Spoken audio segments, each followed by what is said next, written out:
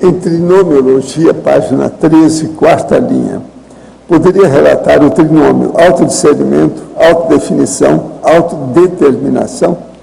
Sim, autodiscernimento, porque precisa a pessoa ter em claro, sobretudo no meu caso, o porquê eu escolhi, nesse caso de determinação de vir para aqui, para Foz.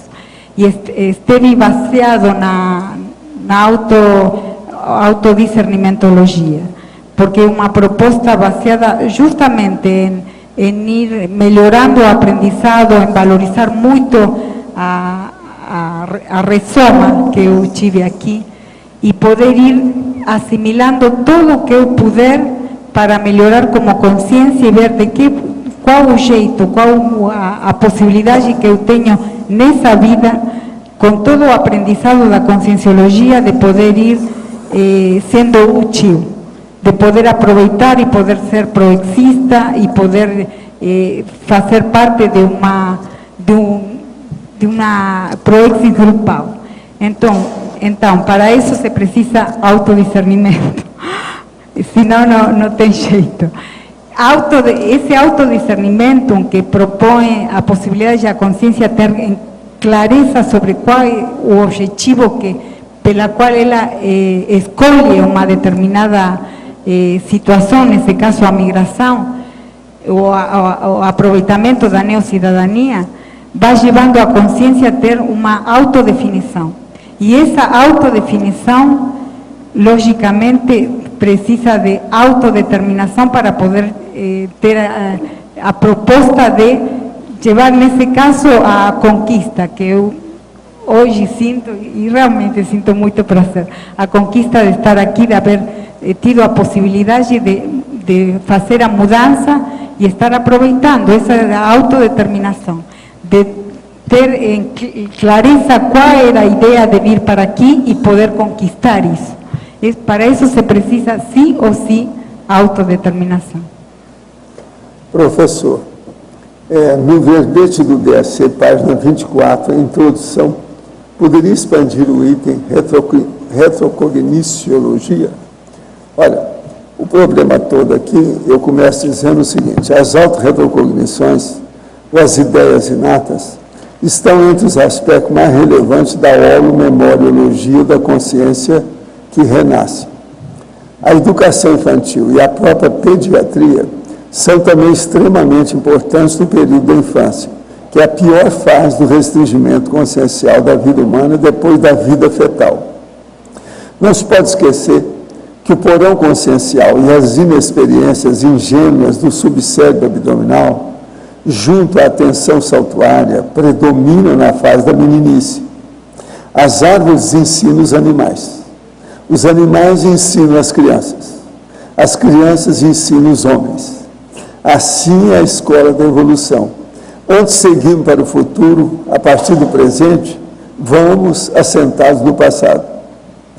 Os pássaros são os arautos da natureza. As crianças são as promessas da evolução. A maternagem é a primeira assistência, tanto dada quanto recebida. Dentre os mestres mais autênticos e fidedignos, temos de inserir a mãe.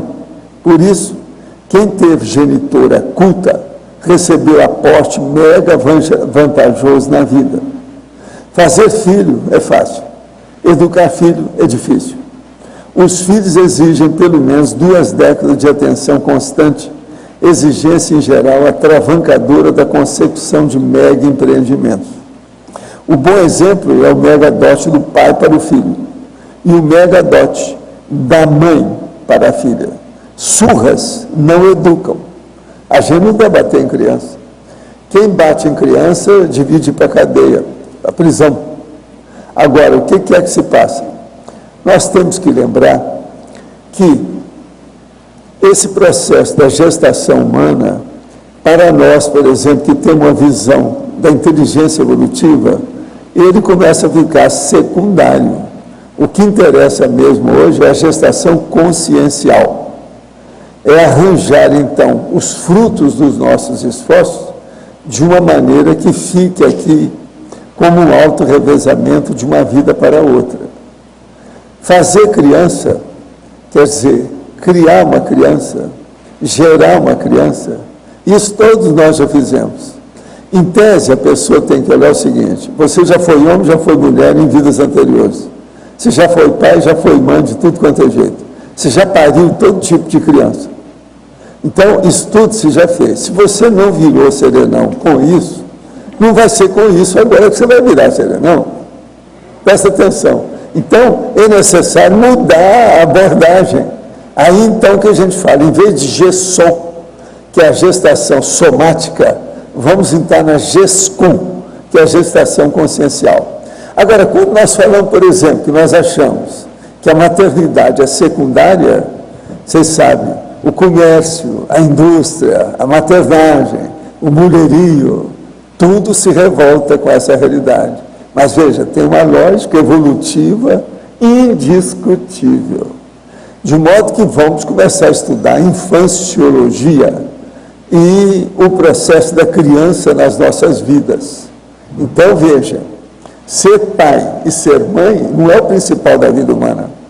O principal é a gente dar exemplo de fazer assistência em favor dos outros. Quem se dedica a um filho só é muito egoísta. Tanta gente que precisa ir, precisa de dedicar a maior número de pessoas, porque só um. Outra coisa, as proles estão reduzindo cada vez mais, é só para constar. Então, a maioria agora já tem um filho só, no máximo 2, só para mostrar. E a mulher quer exibir, não, eu já dei a luz, eu tenho filho, etc. Agora, não há dúvida, eu estou falando aí, a mãe, por exemplo, é fora de série. A maternagem é uma condição ímpar, muito séria. Mas veja, quem é que já não foi isso? Todo mundo já foi. Isso é um processo animal, de bicho. Isso tudo está superado para o processo da cosmoética, da evoluciologia, o problema do autodiscernimento, quando você vai procurar a prioridade da evolução, parir os outros, ficou secundário. Hoje já tem sociedade que é da antimaternidade sadia. Temos que pensar nisso, é a antimaternidade cosmoética. De modo que, de modo geral, eu acho que eu esclareci mais alguma coisa do que está aí nesse tópico. Pensa bem. O médico e fisiologista Leonid Vassiliev realizou estudo na antiga União Soviética sobre sugestão mental à distância. Ele chegou a escrever em 1959 que a telepatia provavelmente seria um fenômeno produzido constantemente entre seres humanos, mesmo esses estando separados por distâncias consideráveis, e que por trás desse fenômeno é preciso supor a existência de uma forma de energia ainda desconhecida da ciência, energia que irradiaria os pensamentos e emoções. Isso eu pensei. Para Vassiliev, a concentração não seria a melhor maneira de realizar sugestão à distância, e sim o estado passivo vazio do pensamento e a ausência de tensão emotiva. Gostaria da opinião do professor sobre essa afirmação de Vassiliev. Não. O que eu acho é o seguinte: primeira coisa, a gente tem que cortar esse negócio de hipnose, porque a vida moderna é uma vida hipnótica. Tudo está aí para te convencer, para te tapilhar, para te levar no bico. O que tem, por exemplo, de propaganda furada, não está no gibi. Então a gente tem que evitar tudo quanto é processo de muita sugestão e hipnose. O que a gente precisa é de ter autoconsciência, decidir as coisas por nós mesmos e fazermos aquilo que nós achamos que é o melhor. Isso é a descrenciologia. Não acredite em nada e nem em ninguém.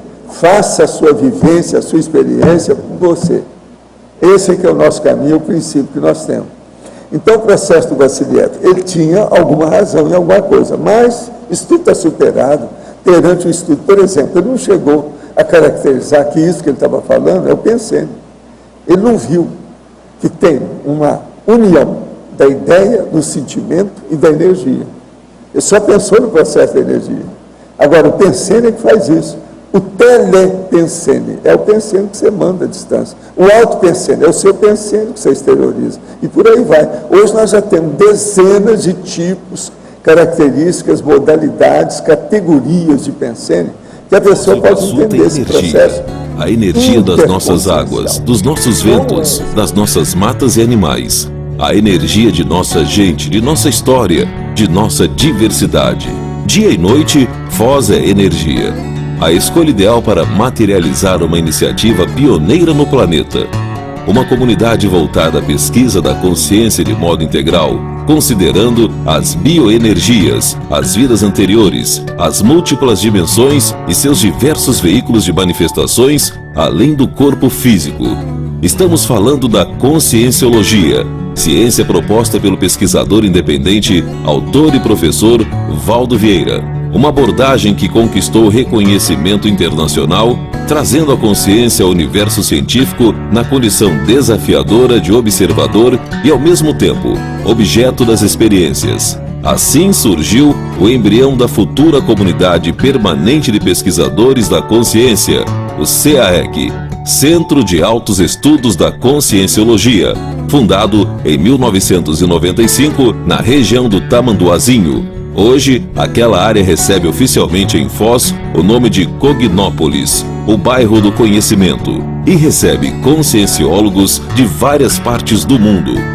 Um grande polo atrator de intermissivistas, aqueles que estudaram em cursos especializados para cumprir as programações de vida com que se comprometeram antes de seu nascimento nesta dimensão física. O CAEC foi o primeiro e continua sendo o mais importante complexo de pesquisa na Cognópolis de Foz do Iguaçu. Ele abriga a holoteca, com centenas de milhares de livros e artefatos do saber. O patrimônio científico da holoteca é oferecido à comunidade de Foz do Iguaçu de maneira pública e gratuita. Também lá se encontra o Holociclo, que reúne os voluntários que se dedicam à linha de produção da Enciclopédia da Conscienciologia, trabalho coordenado pelo professor Valdo Vieira, que já rendeu a publicação de mais de 8.000 páginas. Em 19 de setembro de 2008, a Holoteca ganhou o projeto de sua nova casa das mãos do renomado arquiteto Oscar Niemeyer. Assim, o Mega Centro Cultural Holoteca será construído na Avenida Maria Bubiaque, ao lado do CAEC. Atualmente, o projeto está em levantamento de recursos para a elaboração do memorial descritivo, o que é necessário para sua aprovação pela Lei Rouanet. No Tertuliarium, diariamente, do 12h30 às 2h30, o professor Valdo Vieira aplica seu curso de longo curso, aberto e sem pré-requisitos a todos os interessados, que podem participar presencialmente ou pela internet. O CAEC, porém, não é o único complexo ali presente e a Cognópolis continua a crescer. O plano diretor para o bairro é formado por extensa área de preservação ambiental, condomínios residenciais e um centro empresarial e de convenções. O Discernimento, que reúne organizações conscienciológicas de voluntariado e empresas de serviços. Muita gente não sabe, mas tudo isso foi e está sendo construído com a força do voluntariado. A Enciclopédia da Conscienciologia e o Mega Centro Cultural Holoteca compõem o eixo central da programação de vida da maioria dos intermissivistas que moram em Foz do Iguaçu.